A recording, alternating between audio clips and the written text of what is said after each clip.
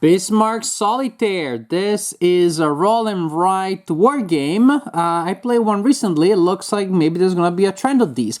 And this game comes in the form of a book full of maps representing different kinds of missions. And the map always looks the same. The variety comes from the fact that you have different event tables, even just from here.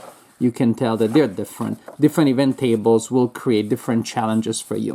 Solitaire, yes, but you can also play cooperative as long as multiple players are making decisions together about your forces. In this game, you control the Bismarck, you control the Prince Huygen, and you control a supporting U-boat, and you're going around the ocean, usually trying to sink enemy ships and trying not to get sunk in the process. Different missions will set different parameters to win the mission, and there are different varying levels of difficulty. Generally speaking, you lose the game if you lose the Bismarck, and that makes sense. You should lose the game if you lose the Bismarck. Also, if you're still out at sea by the end of the last turn, you lose the game. If you lose the Prince or the U-boat, you only lose points, but you may still be able to otherwise win. Now, you're supposed to be writing on these maps here. There is a legacy element to it, but I didn't feel like doing that. So what I did, I made photocopies. I made photocopies of the double spread that each scenario requires. In each scenario, you will look at the events up there, and you will mark your moves and other updates here, such as the status of your forces, the status of enemy ships, and all that. But I didn't want to write on the book. So I made these photocopies, and then I realized that really you do miss a lot if you don't have the color. It's not just that the maps or the events are harder to read, it's just not quite the same. But then I realized that what I could do with those double pages that I did, I could fold them and simply stick one in there, just like so. And this is how I play the game. When I need to reload the book in the future, I'll simply make a photocopy here of the bottom pages, and I'll play exactly like this. This is how I play the game. I hold it up like this, which also kind of reminds me of, like a battleship in the game. I make my moves here, I roll my dice here. You will need to add a couple of dice, ideally a black die, a white die, and then one or two dice of other colors. And so this is how I play the game. Now, to start, you will mark the position of your forces on the map. On the map that you're using, you'll use B to mark the position of the Bismarck, and P for the Prince, and U for the U-boat.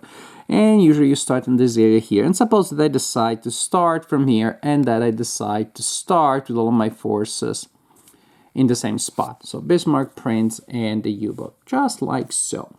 At the beginning of each turn, you will roll two dice, the black and the white die, to determine the events for the turn. Then you will look at those tables that I showed you earlier, and you will see if there are events in the location of your forces currently. So for example, all my forces right now are in A5. I rolled a 1 and a 1.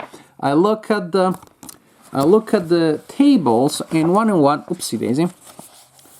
And 1 and 1 shows that there are no events there.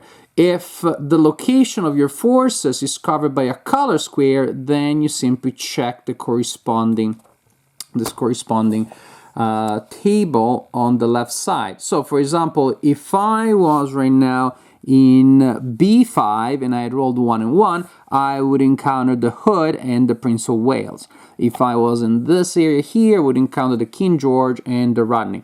And so different tables will have really different configurations of events. You will spend some time, but this time will spent looking at these tables and figuring out where the most profitable hunting grounds are. Ideally, you always want to meet lonely battleships, lone warships. That's the ideal. One of them, you had the best chances of destroying them.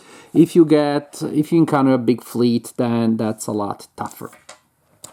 There may also be other kinds of events. So for example, if I rolled a 1 and a 4, 5, or 6, one on the white die, and 4, 5, or 6 on the other one, then I will have to resolve these other events here. And so you can see they may attack you, they may directly try to hit your ship guns. You may encounter this pretty scary fleet here. The King George is the toughest of the enemy ships. Just different kinds of events. Feel free if you want to pause, and so you can get a sense of how it works. So once you get a sense of where you want to go, well, just go there. So we rolled, and suppose that there were no events for this round. So after you resolve the events, or in case you don't have any events that apply, because, again, you were not in an area that had events, then you can move. And the Bismarck moves by up to 2 spaces per turn. And suppose I decide to move the Bismarck here. 1, 2, and I place it there.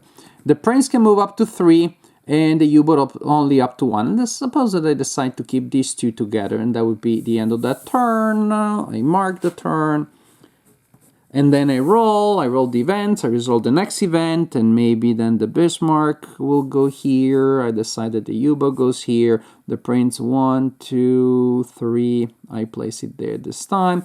I resolve the event again. Maybe now I want these 2 to meet. 1, 2 for the Bismarck, 1, 2, 3, and they'll meet next time. And so that's how, and suppose then they both go here. That's for movement. This is how your map will look like after a couple of turns. Now, the events may be as simple as roll a die and see if you take a hit, because they are bombing from the sky, because they're torpedoing you.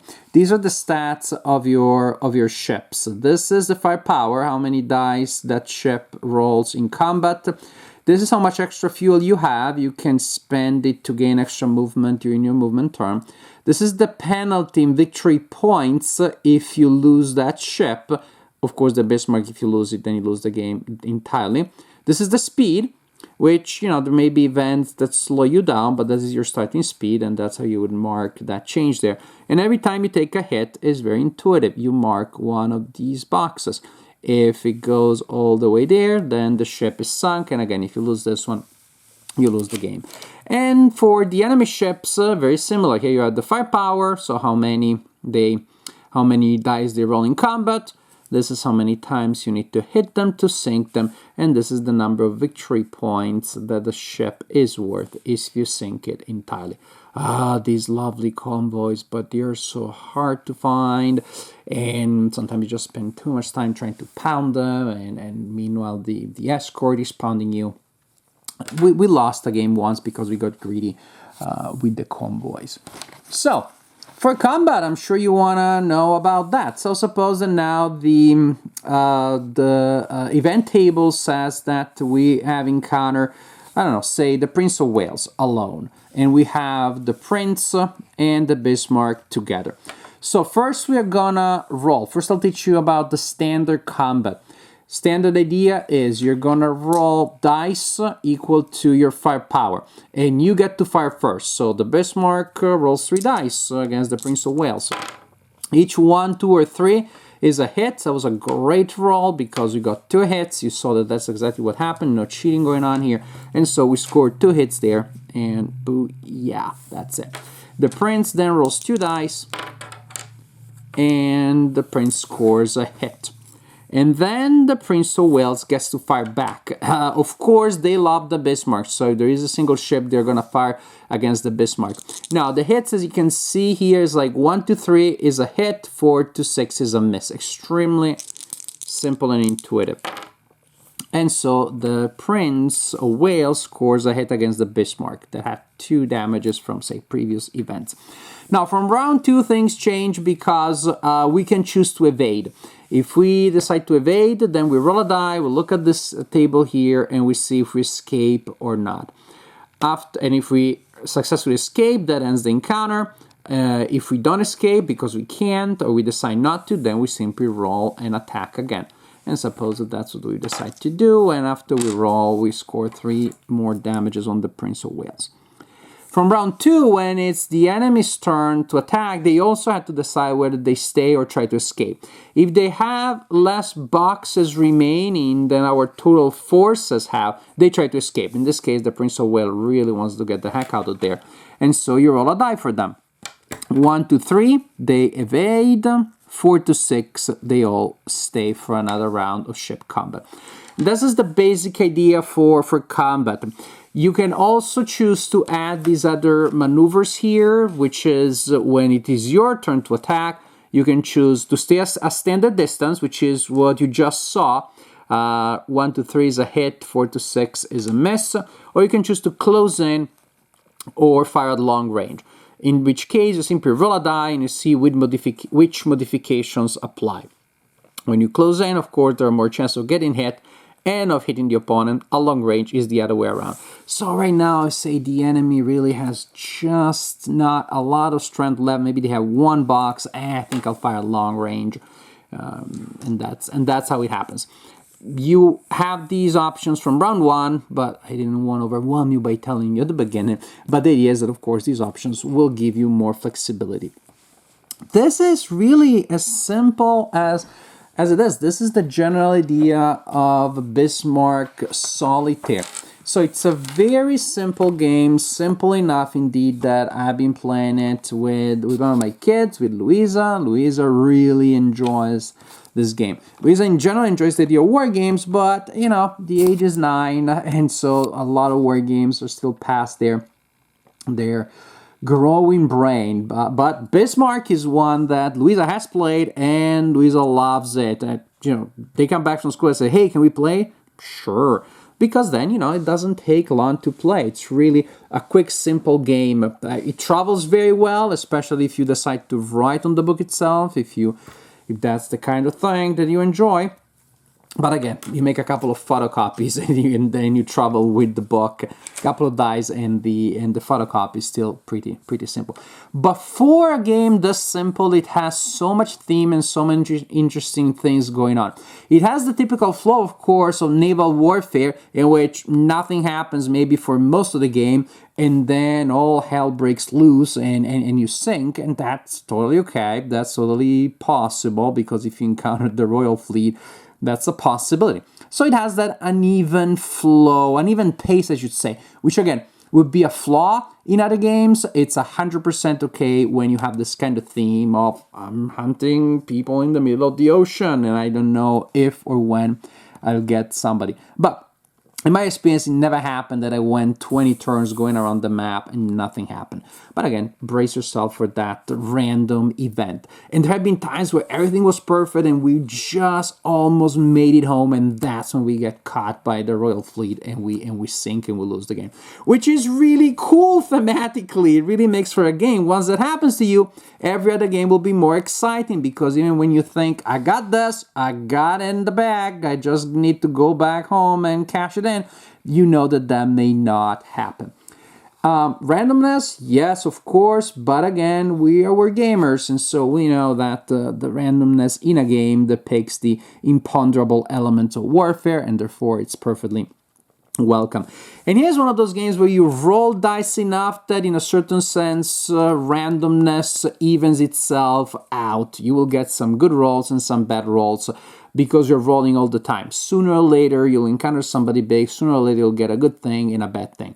So you really get the feel that after all, budgeting resources matters and strategy matters. Again, within the parameters of a game that does need absolutely needs luck and randomness to befit the theme.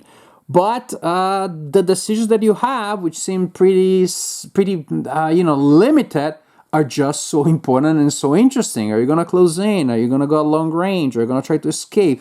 Come on, they just have a couple of boxes left if I could hit those. And it's a game that tempts you to get greedy, and when that happens, of course, you're going to lose the game. So I'm very happy, I'm very pleased with Bismarck Solitaire. It was really fun to play this game, and it's a game that I'll keep playing, especially because I made photocopies, so I don't need to worry about consuming this book anytime soon. Also getting a little bit wrinkle, of course, as I keep it open as I play.